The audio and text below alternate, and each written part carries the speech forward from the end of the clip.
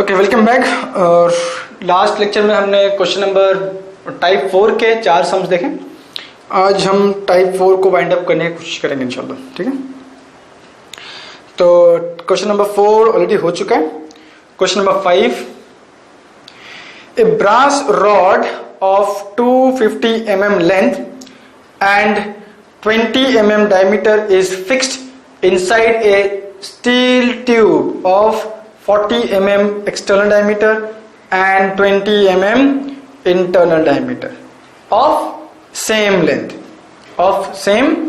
length. Okay, the composite bar is subjected to an axial pull of 150 kN. Find the stress in each material या फिर metal. Question number 5।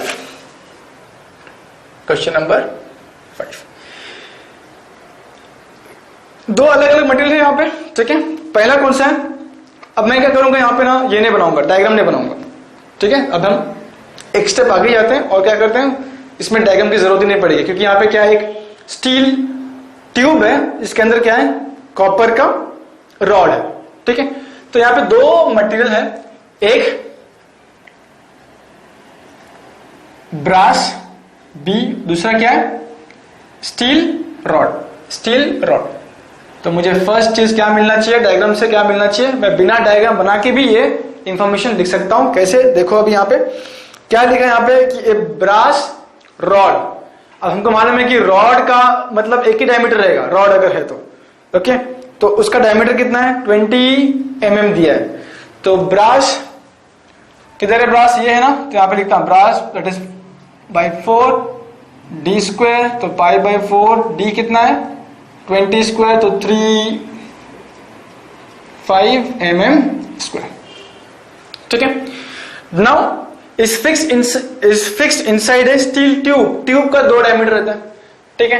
तो ये steel tube है, ये brass rod है, ये tube है, तो pi by 4 DO minus DI square, तो पाई बाई 4 DO चेक करो, external diameter that is outer diameter कितना है यहाँ पे 40 mm एक्सटर्नल डायमीटर और 20 mm इंटरनल डायमीटर दिया है, ठीक है। तो हम इसको बाद में निकाल लेते हैं। सेकंड मुझे क्या चाहिए यहाँ पे कि Young's modulus of steel tube कितना है 20 gigapascal, that is equal to 200 gigapascal, that is equal to 200 into 10⁻³ newton per mm square. और E ऑफ ब्रास कितना दिया है 110 gigapascal, that is 110 into 10⁻³ newton per mm square. एक और चीज की, ये लोड कितना एक्ट हो रहा है इस पे, टोटल लोड कितना एक्ट हो रहा है 150 किलो न्यूटन दिया था, तो इससे मुझे क्या मिल रहा है 110 इंटू 10⁻³ न्यूटन, ये चीज दिया मुझे। So before we start let us first find out कि ये वैल्यू कितना आ रहा है, ठीक है। सो 40 स्क्वायर माइनस 20 स्क्वायर,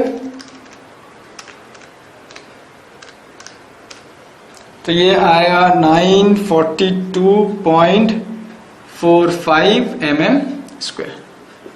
अगर मेरा कैलकुलेशन गलत होता है तो प्लीज तुम लोग रेक्टिफाई करो और इसको अपलोड कर देना, ओके। तो मुझे लगता है कि अभी इसको सॉल्व करने की जरूरत है मुझे। पहला कंडीशन क्या रहेगा, delta L of steel is equal to delta L of brass. Length दोनों का सेम है, क्वेश्चन अगर ठीक से पढ़ेंगे हम लोग ना तो हमको मालूम पड़ेगा लेंथ दोनों का सेम है। तो मुझे यहां से क्या मिल जाएगा, मैं स्ट्रेट अवे लिखता हूं, stress in steel is equal to E of steel of brass into length of brass by length of steel, ठीक है। ये ऐसा आएगा, तुम लोग सॉल्व करके देखो, कुछ ऐसे ही मिलना चाहिए तुम्हें, स्ट्रेस इन।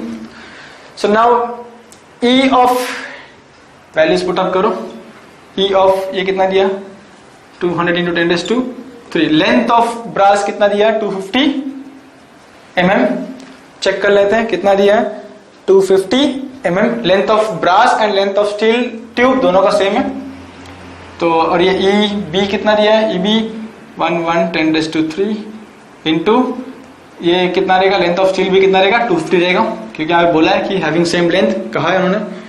देयरफॉर अभी इसको सॉल्व करो, ये कट हो जाएगा 10⁻³ कट हो जाएगा, तो 200 divide by 110 1.81 stress in B.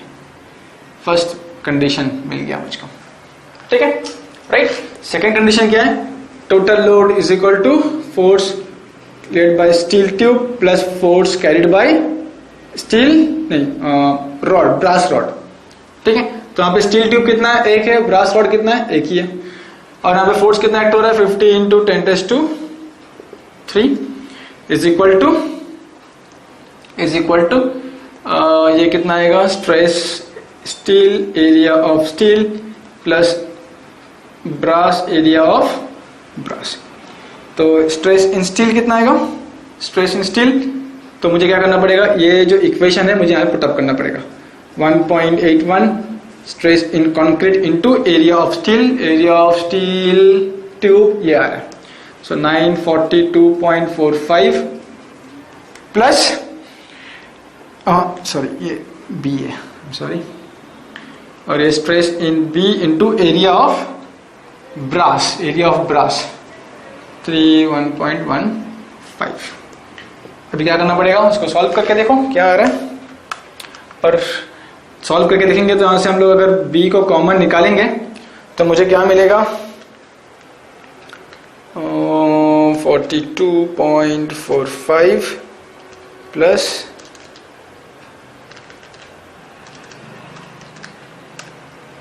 कुछ ऐसा मिलना चाहिए। ओके एक बार फिर से चेक करता हूँ कहाँ कोई मिस्टेक ना हो जाए मेरे से। ओके सही है।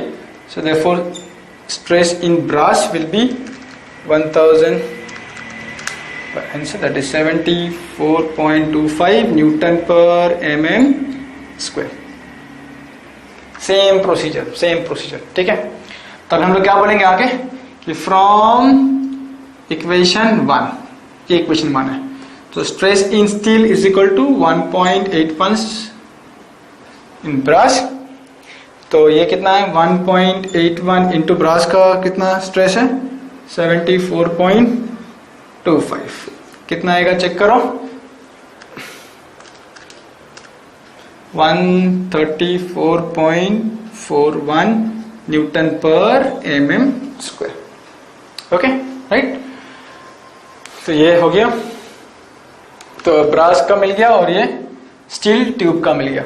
उसके बाद इन्होंने क्या कहा कि what is the load shared by each material. इसको लिख लो, उसको पॉज करके उसको लिख लो, ठीक है। सो नाउ अनदर क्वेश्चन का क्या है, क्वेश्चन क्या है what is the load shared by each material. तो क्या रहेगा यहाँ पे first let's say load shared by steel tube, तो PS into AS into stress S। Area of steel 492.45, stress in steel 134.41। कितना आएगा चेक करो इंटू 0.45 12667 न्यूटन। इसको हम कैसे लिख सकते हैं, 1000 से डिवाइड कर दो तो क्या हो जाएगा 16.67 किलो न्यूटन। ओके नाउ दूसरा क्या रहेगा load shared by brass rod. ठीक है, ये क्या है स्टील ट्यूब है और ये ब्रास रॉड है। So PB is equal to stress B AB, stress in B कितना है 74.25, एरिया ऑफ B कितना है 74.25 इंटू 314.15 कितना है 23325.63 न्यूटन इसको 1000 से डिवाइड करो तो कितना हो जाएगा 23.32 kilo Newton. So this is the load shared by steel tube, load shared by brass rod. Okay, हो गया, सिंपल है. ठीक है, वही स्टेप्स है, लेकिन ध्यान क्या देना हमें कि हम लोग कहीं मिस्टेक्स कैलकुलेशंस में ना कर दे.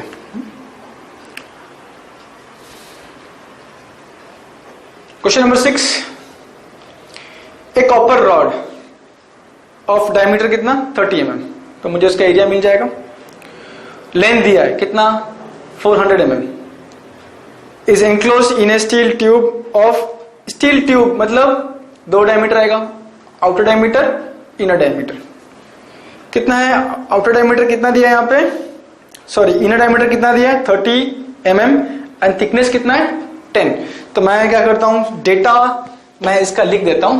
ठीक है, क्वेश्चन नंबर 6 का, और बाकी जो है वो फिर तुम लोग सॉल्व करेगा, उसका सेम प्रोसीजर रहेगा. राइट, चल just note down the data. Question number 6, copper rod. तो रॉड है कॉपर एसी, तो क्या रहेगा, रॉड मतलब π/4 d², तो क्या रहेगा π/4 d कितना है 30². वो जो वैल्यू मिलेगा वो किसमें मिलेगा, इन टर्म्स ऑफ mm² मिलेगा. ठीक है, और दूसरा क्या है, area of steel tube. Steel tube तो क्या रहेगा, formula π/4 outer diameter square minus inner diameter square. Outer diameter, inner diameter मुझे कितना दिया है 30 mm, तो मैं यहां पे लिखता हूं इनर डायमीटर कितना दिया है, इनर डायमीटर कितना दिया है 30 mm प्लस 10 mm थिकनेस. हमने देखा था कि जब मुझे इनर डायमीटर दे और थिकनेस दे दे, ठीक है, इनर डायमीटर प्लस थिकनेस, तो मुझे आउटर डायमीटर कैसे मिलेगा, inner diameter plus 2 times thickness. तो मतलब कैसा हो जाएगा ये 30 mm plus 10 mm plus 10 mm, तो कितना हो जाएगा 30 प्लस 10 40 प्लस 10 50. तो ये आउटर डायमीटर कितना हो गया 50² हो गया. ओके, लिख लोगे उसको. लेंथ ये आ गया. सेकंड, यंग्स मॉड्यूलस चेक करो, ई ऑफ स्टील कितना mm². कन्वर्ट कैसे करोगे उसको, हमको मालूम है कि यंग्स मॉड्यूलस हमेशा किस में रहेगा, न्यूटन पर mm² में रहेगा. कितना रहेगा इसको, लेकिन यहाँ पे किसमें दिया है किलो न्यूटन पर mm², तो क्या करना पड़ेगा, किलो न्यूटन को न्यूटन में कन्वर्ट करना पड़ेगा. कैसे करोगे, 200 into 10³ newton per mm². Similarly of copper कितना दिया, कॉपर का 100 kilo newton per mm², which is equal to 100 into 10³ newton per mm². ठीक है, थर्ड चीज क्या है, इसमें लोड कितना है, load P that is 200 kilo Newton. Length दोनों का सेम है. ठीक है, तो यहां पे एक और कंडीशन लिख सकते हैं, लेंथ ऑफ स्टील या फिर length of copper is equal to length of steel. Length of copper is equal to length of steel. तो ये डेटा मुझे दिया है, मैं बिना डायग्राम का ही बना सकता हूं, लेकिन मैं रिकमेंड यही करूंगा कि तुम लोग डायग्राम बनाओ. ठीक है, डायग्राम बनाने के बाद फिर डेटा लिखो, क्योंकि हो सकता है कि तुम मिस्टेक कर दो.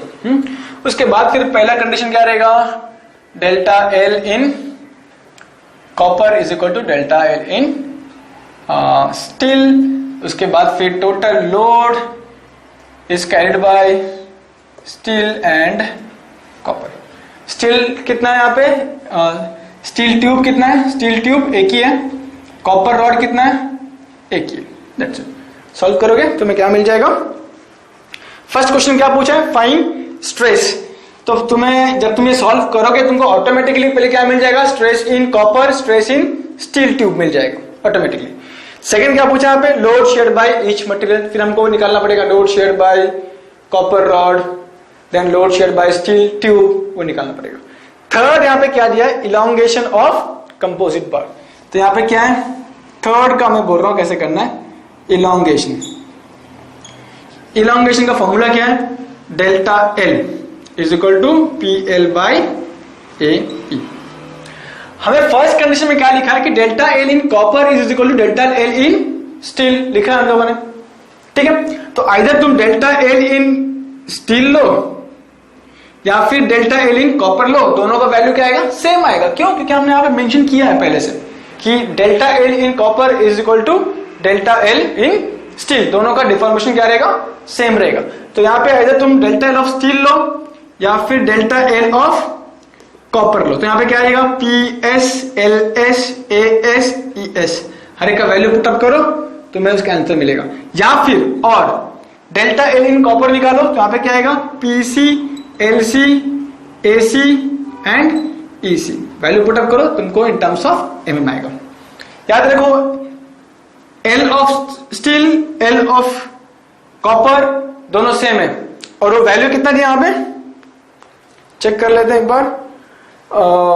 वैल्यू इज 400 mm, तो यहाँ पे क्या आएगा 400 mm आएगा, राइट। तो this is how you will solve question number 6। इसका वैल्यूज निकालो एंड शेयर इट, वीडियो के नीचे जो रहेगा कमेंट वहां पे शेयर करो उसको।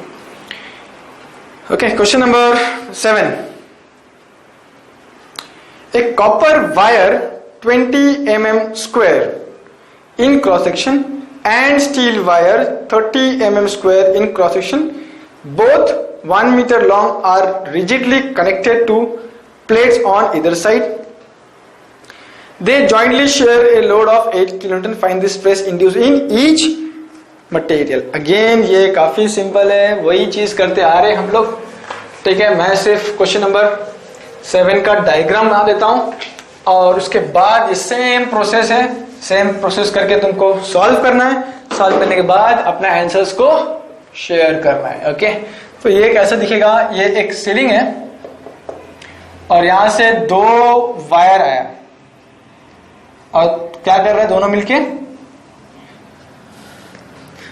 एक वायर है, इस वायर कौन सा वायर है, ये कॉपर वायर है और उसका एरिया कितना है AC 20 mm स्क्वायर। ये जो वायर है कौन सा है, स्टील वायर है, स्टील वायर, और उसका एरिया कितना है, area of steel 30 mm square. Both of 1 metre length, दोनों का लेंथ कितना है 1 मीटर दोनों का। सो तो हम ऐसा लिख सकते हैं ना कि length of copper is equal to length of steel is equal to 1 metre. 1 metre मतलब कितना हो गया, 1000 mm, 1000 mm, ठीक है। Are connected to plates on either side.